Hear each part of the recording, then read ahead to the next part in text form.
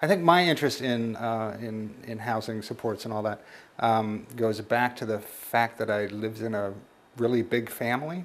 Sort of grew up with a hammer in my hand, helping my father expand the house as the family grew.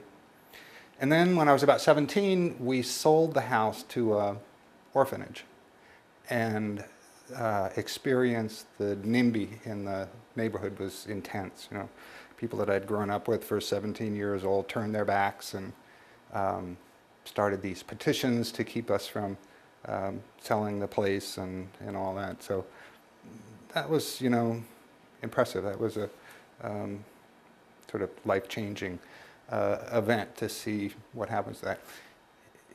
Years later, after I started getting into the housing business, I went back to visit the neighborhood to see, okay, you know, what happened then.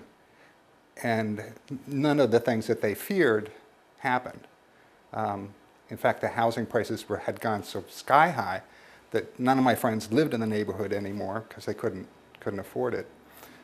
The house survived, you know, the neighborhood survived, things were fine.